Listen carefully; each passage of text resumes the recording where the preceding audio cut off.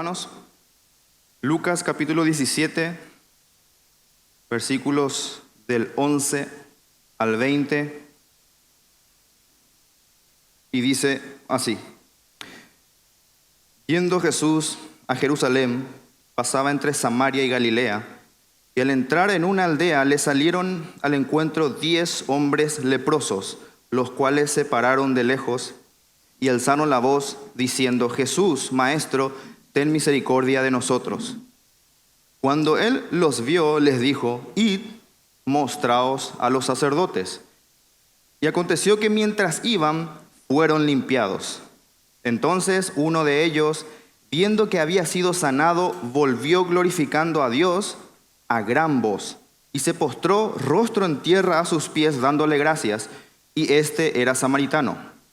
Respondiendo Jesús, dijo: ¿No son 10 los que fueron limpiados? ¿Y los 9 dónde están? ¿No hubo quien volviese y diese gloria a Dios sino este extranjero? Y le dijo: levántate, vete, tu fe te ha salvado. Hermanos, si están aquí, si hay uno que está aquí por primera vez, nosotros somos una iglesia que hacemos predicación expositiva, pero este texto también da mucho que reflexionar. Este texto es un texto lleno de mucho simbolismo y significado espiritual. Y quisiera comenzar dando una breve introducción y dando unos cuantos datos sobre quién fue Lucas y un poquito hablando sobre el evangelio que él escribió. Este texto básicamente vamos a dividirla en 3 partes, en 3 ideas principales.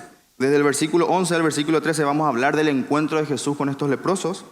Desde el versículo 14 al 16 vamos a ver la respuesta de Jesús ante el pedido y súplica de estos hombres. Y luego el tercer punto sería la respuesta que tuvieron ellos para con Jesús después de que Él les había concedido lo que ellos le pidieron. Entonces, Lucas, ¿quién fue Lucas? Lucas no fue un discípulo directo del Señor Jesucristo, sino que él fue un compañero de viajes de misiones del apóstol Pablo. Lucas es el autor del Evangelio con su mismo nombre y también fue el autor del libro de Hechos de los Apóstoles. Este Evangelio, al igual que Hechos de los Apóstoles, fue escrita por la misma persona, pero también dirigida a la misma persona. Si nosotros nos vamos, por ejemplo, a Lucas, capítulo 1, versículo 3, vamos a ver que Lucas se está refiriendo a una persona llamada Teófilo.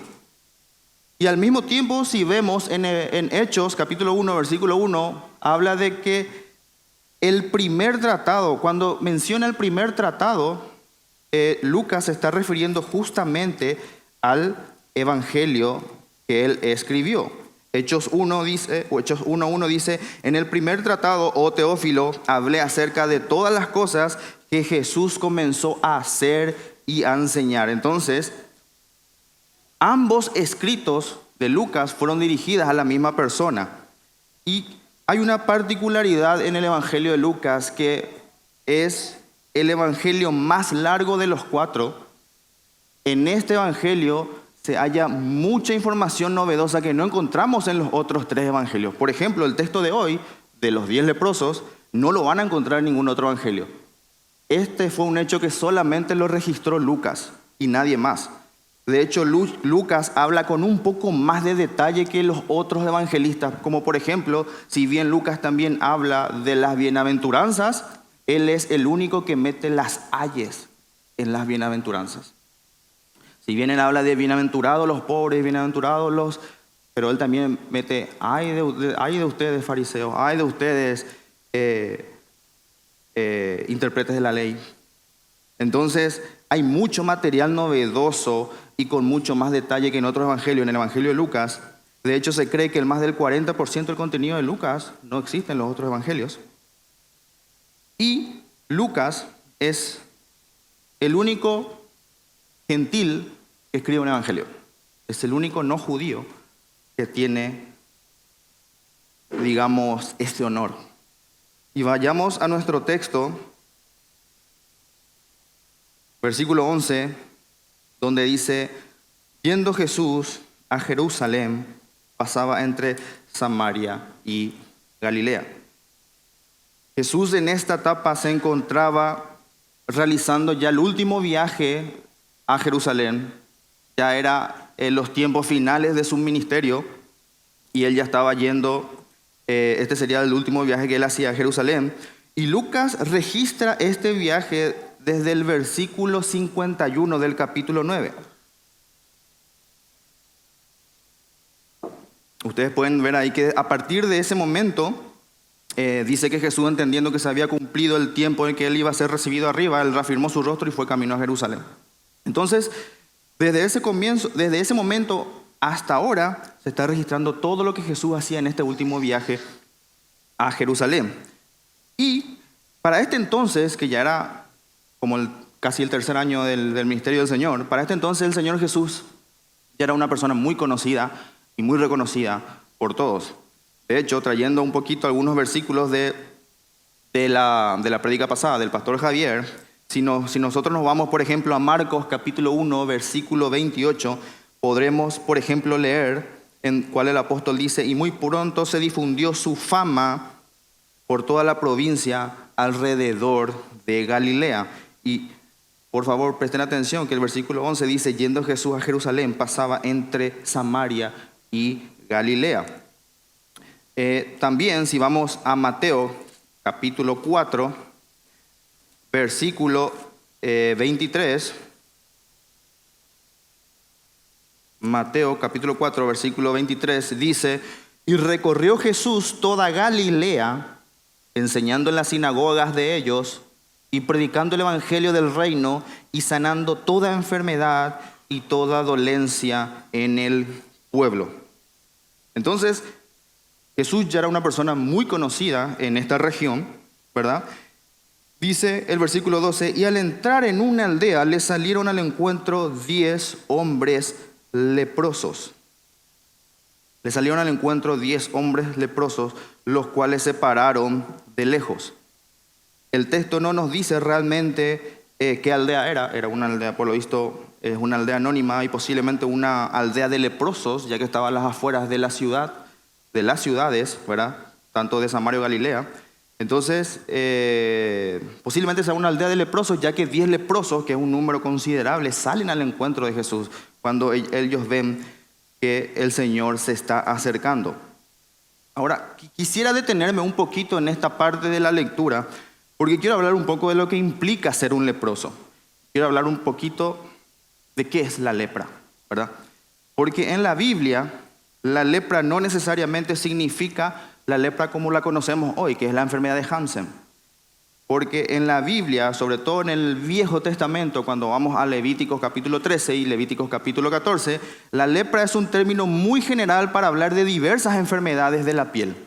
Inclusive, si nos remontamos a Levítico 14, van a ver que hay instrucciones para la lepra cuando sale en la ropa o cuando sale por las paredes de las casas. Entonces eso tiene todo un procedimiento de análisis, de examen, tiene todo un procedimiento cuando desaparece o cuando no desaparece. Cuando la ropa tiene lepra, también se le declara inmunda, y cuando las casas salen lepra por las murallas, también se le declara inmundo y la casa es echada. Pero para este texto en particular, sí vemos que es la lepra como la conocemos hoy en día, que es la enfermedad de Hansen, ¿verdad? Ahora, ¿qué implica esta enfermedad? Esta enfermedad hoy en día ya está casi erradicada, tiene tratamiento, ¿verdad? La persona con esta enfermedad que de repente no está siguiendo un tratamiento, los efectos desastrosos y destructivos de la enfermedad se ven claramente visibles en su rostro y en su cuerpo. ¿Qué hace esta enfermedad? Esta enfermedad es provocada por una bacteria. Realmente no voy a decir el nombre porque es muy complicado decirlo. Entonces, googleen, hermanos. Entonces, es provocada por una bacteria. La bacteria lo que hace es deforma el rostro del enfermo. Es una enfermedad que se contagia por contacto y también por las salivas de la boca. Entonces, la enfermedad afecta también el sistema nervioso y los nervios de las manos y de los pies, haciendo que la persona pierda totalmente la insensibilidad, lo cual es algo muy grave porque la persona se inflige daño a sí misma sin darse cuenta muchas veces. Es una enfermedad que afecta a la laringe y las cuerdas vocales, provocando que el enfermo no pudiera hablar bien. Prácticamente el enfermo habla con una ronquera y afonía permanente que no le permite elevar mucho la voz. También afecta el sentido del olfato, ya que obstruye todas las cavidades nasales. Ahí también se entiende cómo un leproso no siente muchas veces el hedor de sus heridas y de su ropa. Entonces, ¿qué implica que una persona con esta enfermedad esté en los tiempos de Jesús? La enfermedad no tenía cura, no había tratamiento y las personas con lepra estaban ceremonialmente incapacitadas y contaminadas para todo fin de adoración. La ley exigía que se mantengan alejadas de las demás personas limpias. A los leprosos se los marginaba y se los separaba de toda sociedad sana por protección, obviamente.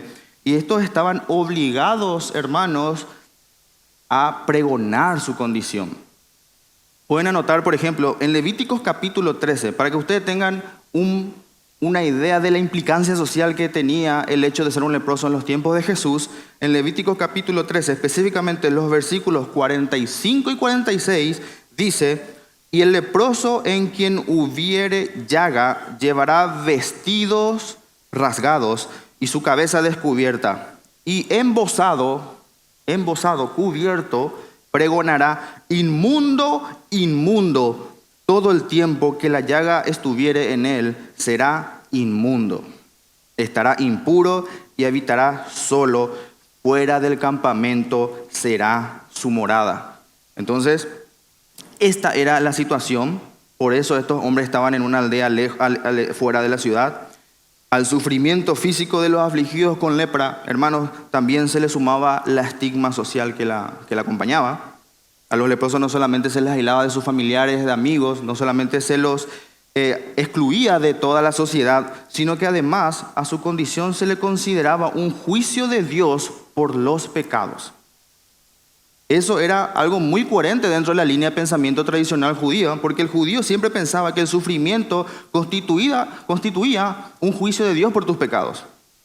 Si ustedes, por ejemplo, recuerdan en Job, después de que a Job le sobrevinieron todas estas tragedias, sus amigos lo que hicieron fue decirle a Job que se arrepienta. Le recriminaban y le decían: vos tú pecaste contra Dios, entonces tenés que arrepentirte y pedir perdón por tus pecados. A la que Job se defendía. También, en un caso más próximo, si quieren verlo en el Nuevo Testamento, está en Juan capítulo 9, versículos del 1 al 3, cuando los discípulos y Jesús pasaban por una calle, vieron a un hombre ciego de nacimiento y ellos le preguntaron al Señor: Señor, ¿quién pecó? ¿Este o sus padres? A lo que Jesús responde: no pecó ni este ni sus padres, simplemente para que el poder del Señor, para que el poder de Dios se manifieste en su vida, que él haya nacido así. Y pensándolo bien, hermano, es un pensamiento que hasta hoy en día popula. Solo que en vez del juicio de Dios, la gente lo cambió por karma, o ley del efecto mariposa, o el universo, o muchísimas otras cosas. Pero es un pensamiento que todavía podemos encontrar hasta hoy en día. Vos haces algo malo, Dios te va a castigar. O haces algo malo, o te está pasando algo malo, es porque hiciste algo malo. Básicamente ese es el pensamiento. Entonces, prácticamente un leproso en los tiempos de Jesús, hermanos, era una persona muerta en vida. En su condición, el leproso no podía hacer absolutamente nada que le ayudara a salir de esa condición. El leproso no podía hacer ni siquiera una sola obra que lo beneficiara. Estaba totalmente inhabilitado para toda buena obra. En comparación con el publicano, trayendo a memoria la predicación del pastor Javier del domingo pasado, en comparación con el publicano que sí podía ir al templo y pedir perdón por sus pecados, este leproso ni siquiera podía acercarse a la ciudad. Era desesperante la condición de un leproso. Era ya una condenación segura. Entonces, y al entrar a una aldea, le salieron al encuentro 10 hombres leprosos, los cuales se pararon de lejos. La ley les obligaba a que tomaran cierta distancia. El versículo 13 dice: y alzaron la voz diciendo: Maestro, ten misericordia de nosotros. Y aquí podemos ver varias cosas. Primero que nada podemos ver que los 10 alzaron la voz al unísono, lo cual tiene sentido porque si solo uno hubiese gritado posiblemente nadie lo hubiera escuchado. Entonces vemos que hay un posible acuerdo entre todos. Ahí viene Jesús, gritamos todos juntos. Punto número 1. Punto número 2. Ellos sabían y conocían a Jesús. Ellos sabían quién Él era. Ellos sabían cuál era su mensaje. Recuerden lo que ya habíamos leído anteriormente. Mateo 4:23, ¿verdad? Jesús recorrió toda la zona de Galilea predicando el Evangelio. Ellos sabían cuál era su mensaje. Y ellos sabían realmente quién era el que estaba viniendo.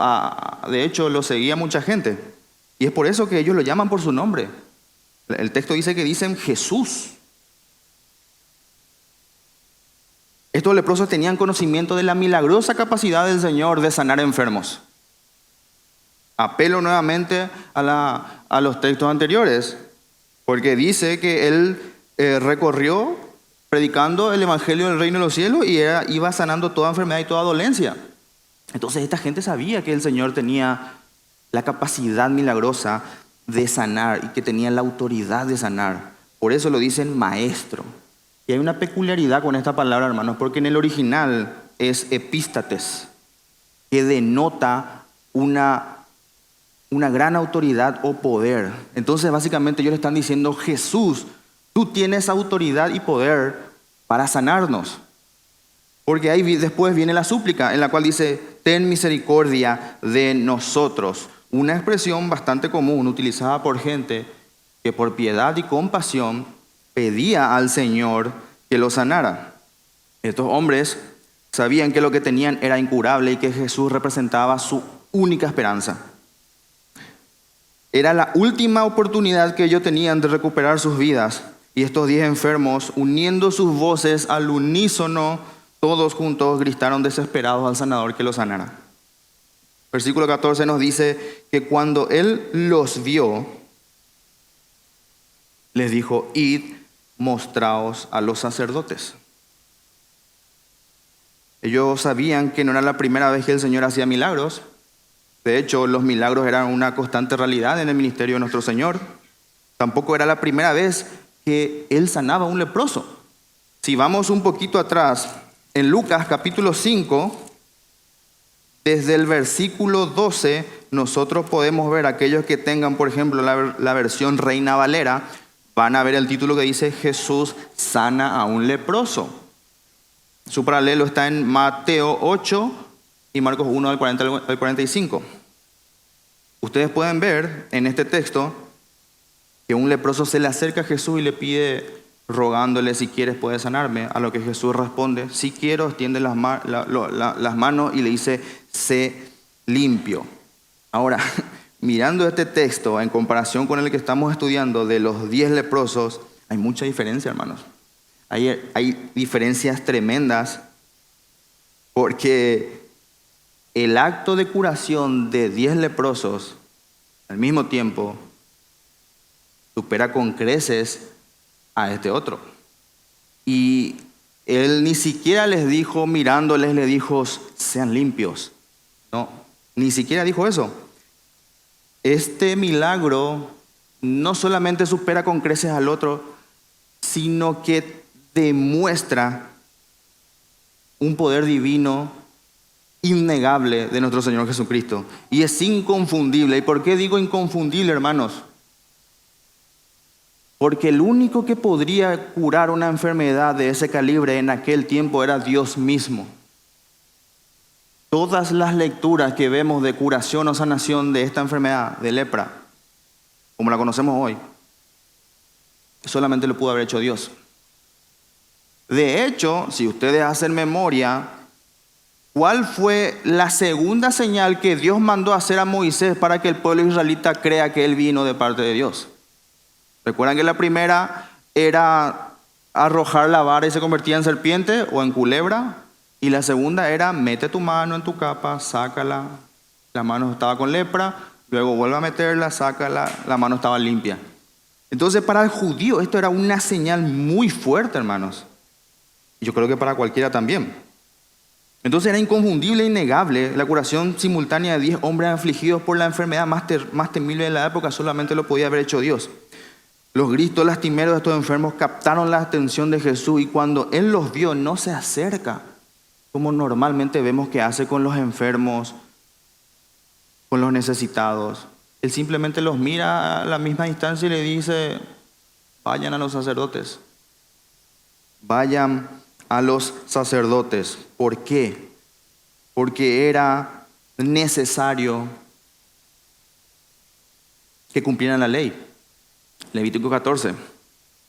Para que ellos puedan ser restaurados a una completa comunión social y religiosa, era necesario que los sacerdotes los examinaran para luego declararlos limpios, para que ellos pudieran tener una completa restauración y reinserción social. El sacerdote era la persona calificada para hacer ese tipo de exámenes. Y nosotros vemos en Lucas 5, en el versículo 14, que Jesús también manda a hacer lo mismo al anterior leproso. Le dijo: ve y presenta las ofrendas conforme a la ley de Moisés. Aquí vemos una estricta adherencia del Señor Jesús a la ley, contrariamente a lo que siempre le acusaban los religiosos de la época, que Él no cumplía la ley, que Él violaba la ley, que violaba el día de reposo. Ahora, hermanos, también no podemos descartar que el Señor hace esto porque está haciendo una prueba de fe a estos hombres, porque Él está probando la fe de estos hombres. Y al obedecer, estos hombres estaban demostrando fe y estaban cumpliendo su obligación como lo exigía la ley. Pero yo quiero que tengan esto muy bien en cuenta, porque va a tener más sentido un poquito más adelante, de que esto realmente, el obedecer al Señor, cuando les estaba diciendo vayan y muéstrense a los sacerdotes, implicaba realmente tener fe el obedecer. Porque uno podría haber dicho: pero todavía tengo lepra, todavía no me sanaste. ¿Acaso no tengo que ser sanado primero para luego ir y mostrarme a los sacerdotes? Ese debería ser el orden. Pero estos hombres fueron. Y continúa el versículo 14 diciendo: y aconteció que mientras iban, fueron limpiados. Mientras iban, fueron limpiados. Los 10. De nuevo, una confirmación del maravilloso poder del Señor, la gloria manifestada en estos milagros de sanación. Pero ¿saben qué es lo irónico de esto, hermanos? Lo irónico de esto es que si nosotros vemos el contexto de Lucas y viendo un poquito más atrás, vamos a ver que el Señor Jesús estaba yendo a Jerusalén, pero no iba solo Él y sus discípulos, había gente que lo seguía, y entre ellos había religiosos. Estaban los fariseos de la época. Y lo irónico es que inclusive los sacerdotes que rechazaron a Jesús y que vehementemente lo acusaban de violar la ley, estos tendrían que validar el innegable hecho de que estos 10 hombres fueron sanados por Jesús. Los sacerdotes que rechazaban a Jesús iban a examinar a estos hombres y tendrían que ver que realmente habían sido curados. Se verían obligados a confirmar durante los 8 días que dura todo el proceso el poder sobrenatural de Jesús y su adherencia estricta a la ley. Y por consiguiente, ellos, sin querer queriendo, se convertirían en testigos de la deidad de Cristo. Y no solamente ellos, sino que también los mismos ex leprosos serían testigos vivientes de la deidad del Señor, del poder del Señor. Solo Dios podía curar una enfermedad de este calibre. Versículo 15, y empieza diciendo uno de ellos. Entonces uno de ellos. Hermano, y me voy a detener ahí porque quiero que vean cuánta similitud había entre estos hombres, cuántas cosas tenían en común estos 10 hombres. Y por favor, préstenme atención, porque estos 10 hombres padecían de la terrible enfermedad. Todos padecían de esta terrible enfermedad, todos padecían de la misma suerte y desgracia. Todos estaban desterrados, Todos estaban aislados, todos conocían a Jesús, todos apelaron a su misericordia. Todos sabían que Él tenía el poder para sanarlos. Todos los reconocieron como maestro. Todos obedecieron el mandato de ir a los sacerdotes y todos fueron limpiados. Pero aquí, hermanos, en este versículo 15 se rompe toda similitud, toda uniformidad se rompe aquí, porque vemos que dice el versículo 15, entonces uno de ellos, viendo que había sido sanado, volvió. Uno de ellos tuvo un comportamiento diferente a los otros 9 y tomó un camino diferente a los otros 9. Mientras iban caminando, comenzaron a sentir cosas que ya hace tiempo por la enfermedad habían perdido. De repente recuperaron el olfato y volvieron a sentir el hedor de sus ropas sucias. Volvieron a sentir la arena caliente entre los dedos de sus pies. Volvieron a sentir el vigor. Ese vigor regresó a ellos y nuevamente su voz volvió a tener potencia. Y uno de ellos, viendo esto, volvió.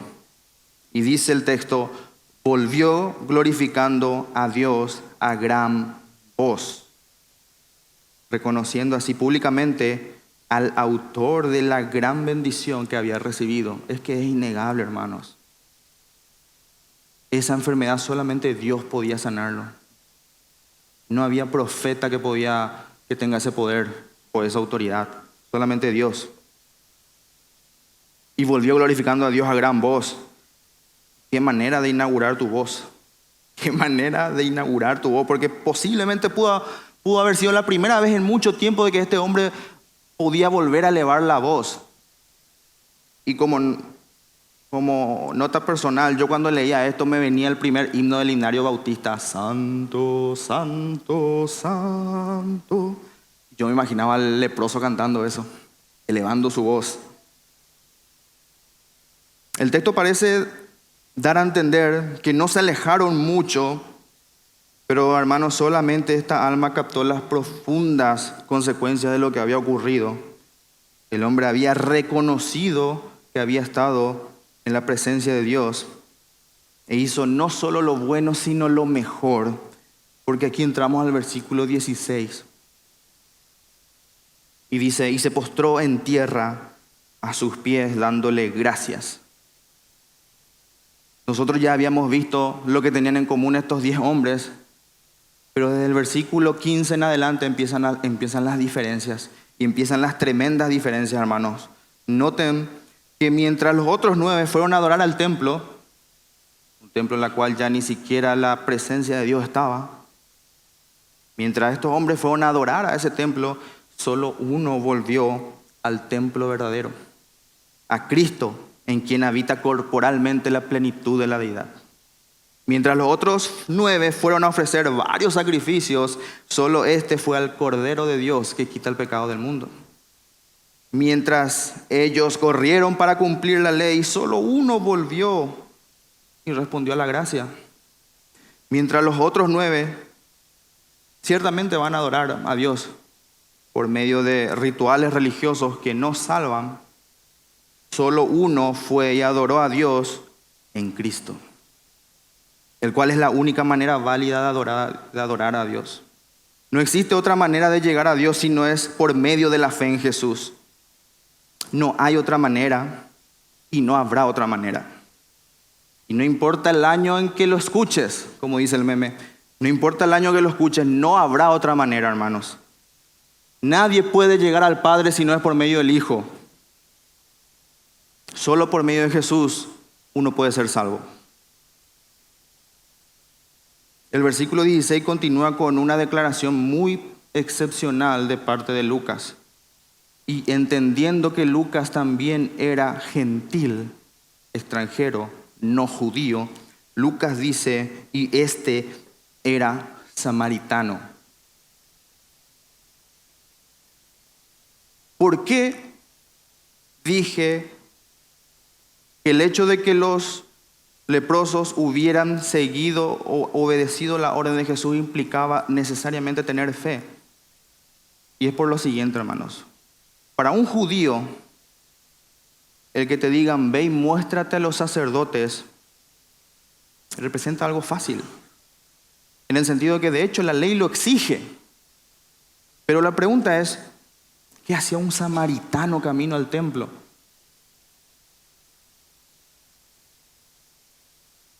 ¿Qué hacía un samaritano yendo para que un sacerdote, para que un levita lo examinara? Judíos y samaritanos, hermanos, se odiaban mutuamente. Los samaritanos eran considerados una raza mixta, gente de sangre sucia. Ni siquiera tenían las mismas observancias religiosas que los judíos. De hecho, si ustedes recuerdan la conversación de la mujer samaritana en el pozo y Jesús, van a darse cuenta que la mujer le dice que ellos no adoran en Jerusalén, donde está el templo.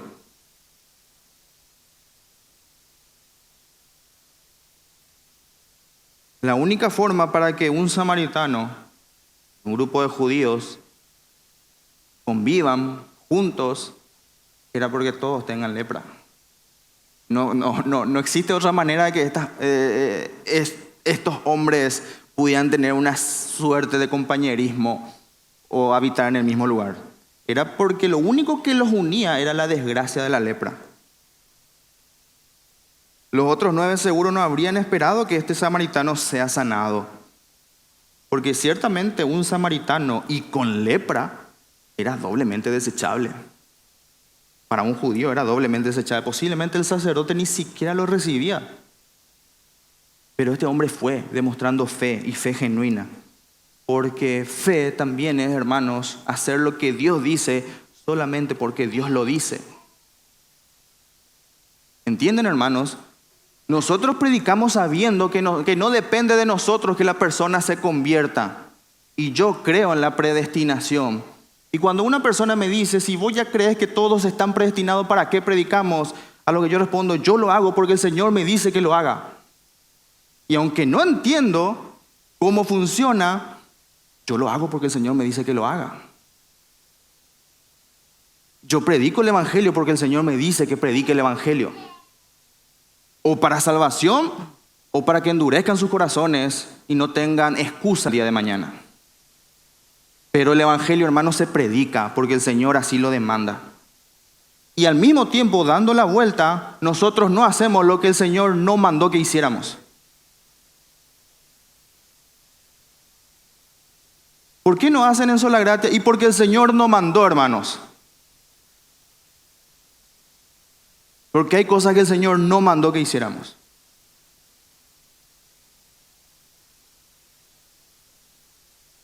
Dios no solamente salvó a muchos habitantes de una aldea de Samaria, sino que a la primera persona a quien Jesús abiertamente se reveló como el Mesías fue justamente a una mujer samaritana, a esta mujer samaritana del pozo. Versículo 17 de nuestro texto.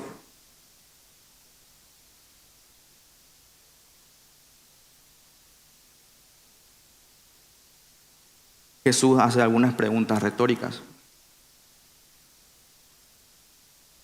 Y dice, ¿no son 10 los que fueron limpiados?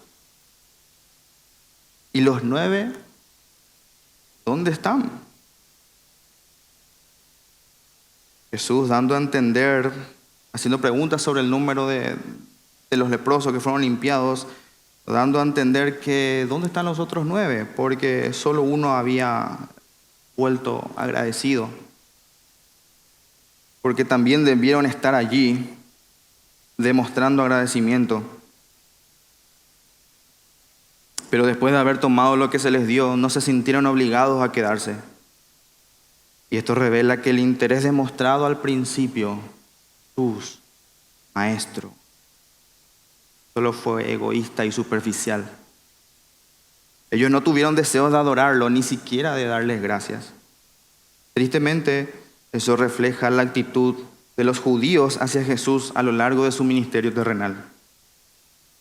Por el hecho de ser descendientes de Abraham, se sentían con el derecho de recibir las bendiciones de Dios. Ellos no tenían un verdadero sentido de arrepentimiento, no tenían un verdadero sentido de pecado, de culpa. Ellos eran justos por sí mismos, porque eran descendientes de Abraham.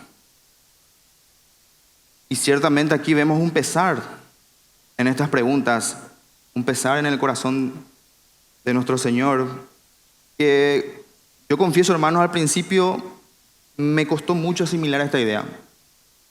Porque uno puede decir, sí, el Señor probó la fe de ellos, pero el Señor ya sabía quién iba a responder realmente. El Señor lo sabe todo. Y sí, hermanos, hemos visto la deidad del Señor manifestándose a través de sus poderes, de sus milagros. Y sí, Jesús es Dios. Pero Jesús también es hombre. Él es completamente un ser humano como cualquiera de nosotros. Es un ser humano que se cansa, se fatiga, tiene hambre, tiene sed, se entristece, se sorprende. Este es el mismo Jesús que mirando a Jerusalén lloró por la ciudad, diciendo: Jerusalén, Jerusalén, que matas a tus profetas y apedreas a todo aquel que te es enviado. ¿Cuántas veces no quise unir a tus hijos como la gallina junta a sus polluelos? Y no quisiste. Llora Jesús. Este es el mismo Jesús que llora por la muerte de su amigo Lázaro. Y él, sabiendo que iba camino a resucitarlo, aún así llora. De hecho, el versículo más corto de toda la Biblia es ese: y Jesús lloró. Es el versículo más corto de toda la Biblia. Hermanos, nosotros vemos la humanidad del Señor en estas preguntas retóricas. Es un pesar genuino de parte del Señor. Él no está haciendo un sarcasmo. A él realmente le pesa. Si bien Él es justo y Él es santo, a Él le pesan los perdidos también. En el versículo 18 vemos una tercera pregunta retórica. Y dice: no hubo quien volviese y diese gloria a Dios sino este extranjero.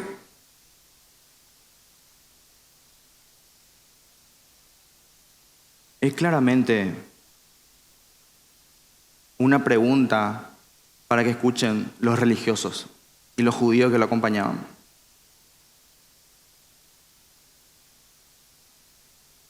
Porque era el pueblo judío, hermanos, el pueblo que más bendiciones ha recibido de parte del Señor. Y paradójicamente fue el pueblo más ingrato para con el Señor, el más desagradecido. No hubo quien volviese y diese gloria a Dios sino este extranjero, haciendo alusión a que el samaritano ni siquiera era parte del pacto. Lo más importante no es la cantidad de luz que hemos recibido, sino lo que hemos hecho con la luz recibida. En este caso, este extranjero, excluido de adorar en el patio interior del templo, porque los extranjeros no podían entrar ahí, este extranjero, mucho menos instruido que los judíos, usó mejor lo que había recibido y humildemente adoró a Dios encarnado en la persona de Jesucristo. Y yo entiendo a Lucas. Yo, extranjero, leyéndole a un extranjero, narrando la fe de un extranjero.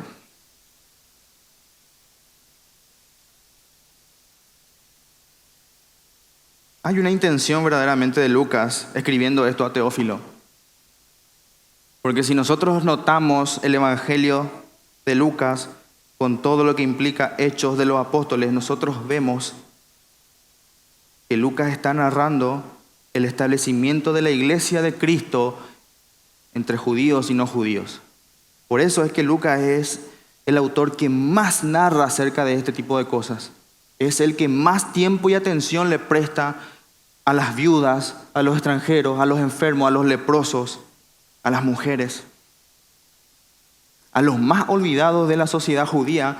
A esos Lucas le presta mucha atención, hermanos. Es por eso que en este evangelio nosotros vemos más cosas, más detalles que en otros no. Versículo 19, y le dijo: levántate vete. Jesús, habiendo recibido la ofrenda de un corazón agradecido y de labios agradecidos, despide a este samaritano y le dice: levántate, vete. Y la historia llega a su maravillosa conclusión con la ya famosa frase de nuestro Señor: tu fe te ha salvado. En otras versiones traducen esta parte como tu fe te ha sanado. Y yo tuve un debate inclusive con el pastor Javier sobre este tema, que por cierto, si van a debatir con él, vengan preparados. Pero tuve un debate con el pastor Javier sobre este tema, porque yo decía, no, pero claramente está hablando de salvación. Y el pastor, muy sabiamente, me hizo investigar más a fondo qué significa realmente esta parte, a la cual le tengo muy agradecido. Le agradezco mucho por instruirme de esa manera y no tomar las cosas a la ligera, sino que realmente ser más diligente en la investigación para poder predicar de una manera fiel. Porque verdaderamente hay gente que cree que esto fue una mera sanación física. ¿Pero es realmente eso lo que estamos viendo aquí? ¿Se trata de una mera sanación física al igual que los otros 9 autosuficientes? ¿O el Señor realmente está diciendo algo más? ¿Este samaritano recibió algo más? Y nosotros podemos ver que en esta expresión es la misma utilizada en Lucas capítulo 7, versículo 50. Y podemos ir un momentito ahí, no vamos a leer todo el texto, pero quiero que se den cuenta a qué texto nos estamos refiriendo, se trata de la narración cuando Jesús va a la casa de un fariseo llamado Simón, que empieza en el versículo 36. Entonces, esta expresión de tu fe te ha salvado es la misma que Jesús le dice a la mujer que entra a la casa de este fariseo y lava los pies del Señor con sus lágrimas y los enjuga con su cabello. ¿Y por qué creemos que se trata de verdaderamente una salvación y perdón de pecados? Porque en el versículo 48 del contexto de este texto, Jesús dice a la persona, a esta mujer: tus pecados te son perdonados. Para luego terminar en el versículo 50, tu fe te ha salvado, ve en paz. Es exactamente la misma expresión. De hecho, inclusive, la palabra del versículo 19 para salvado en el griego es sozo. Y si ustedes ven en el versículo 14, cuando Lucas narra que y aconteció que mientras iban fueron limpiados, la palabra ahí es catarizo. Y la palabra de sanado, que también podemos verlo ahí en el texto, cuando dice en el versículo 15, entonces uno de ellos, viendo que había sido sanado, la palabra griega ahí es iaioma. Entonces, esa palabra no está en el versículo 19. Por eso creemos que la versión correcta es vete, tu fe te ha salvado. Soso. Estamos hablando de una salvación de perdón de pecados.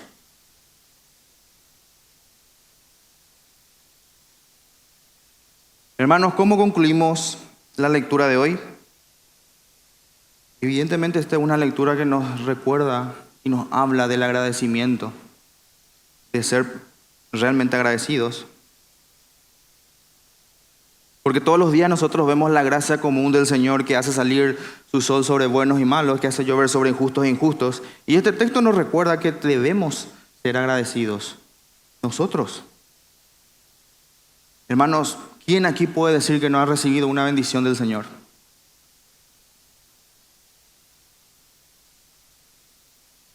Sea cual fuere. Hay algunos aquí que tuvieron enfermedades, fueron sanados. Estamos hablando de enfermedades, hermano. Hay aquí mujeres que han sido bendecidas con la herencia de Jehová. Sus vientres han dado frutos. Hay aquí hermanos que han tenido familiares inconversos y el Señor los ha salvado. porque han orado por la salvación de esos familiares. Pero ¿en qué lugar estamos cuando experimentamos esta bendición? O cualquiera de sus bendiciones. ¿Estamos con el que regresó o estamos con los otros 9? ¿Dónde estamos nosotros, hermanos? ¿Se dan cuenta de que en algún momento nosotros también fuimos leprosos? Y yo no quiero alegorizar el texto porque es prédica expositiva, pero hermanos, este texto nos llama a reflexionar. Nosotros en una vida pasada fuimos leprosos espirituales. Estamos absolutamente inhabilitados para toda buena obra. No hay nada que nosotros pudiéramos haber hecho para salir de esa lepra, pero el Señor se compadeció de nosotros y nos salvó. Ahora entienden mejor la expresión del que antes de conocer a Cristo, tus mejores obras de justicia, las mejores, las que se te puedan ocurrir en la cabeza, donar un riñón, no sé, las mejores, eran trapos de inmundicia delante del Señor. ¿Ahora entienden mejor esa expresión? Porque esa era nuestra condición, totalmente depravados, inhabilitados. Recuerden, hermanos, de dónde nos sacó el Señor. Recordemos todo eso y glorifiquemos su nombre. Todos nosotros somos leprosos, que por su misericordia hemos sido limpiados en esa fuente carmesí de sangre de Manuel, como dice el himno que cantamos. Si nosotros entendemos lo que Jesús hizo por nosotros, por todos, no podemos no estar agradecidos y actuar en consecuencia, hermano. No podemos ser tan fríos. Seamos como el salmista del Salmo 103 que dice: bendice alma mía a Jehová y bendiga todo mi ser su santo nombre. Bendice alma mía a Jehová y no olvides ninguno de sus beneficios.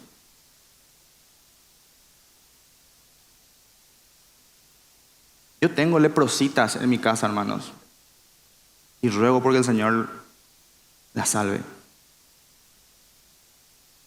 Tengo familiares que siguen en esta condición espiritual, en esta muerte espiritual, y ruego al Señor que si es su voluntad los salve. Y no puedo dejar de mencionar, si estás aquí, querido oyente, por primera vez, o estás aquí y todavía no recibiste la gracia salvadora del Señor, déjame decirte, amigo o amiga, que tu condición es desesperante y terrible. No hay peor estado en la que puedas estar que en el estado sin Cristo. Yo te ruego que consideres lo que escuchaste en esta prédica y te arrepientas y creas en el Evangelio. Yo te ruego que creas en la obra de Jesucristo, quien murió por cada uno de esos pecados que hemos cometido y que resucitó al tercer día y que está sentado a la derecha de Dios Padre hoy en día. No hay tiempo que perder, porque a donde se dirige tu alma es indescriptiblemente espantoso. Y yo te ruego que te arrepientas. Vamos a orar.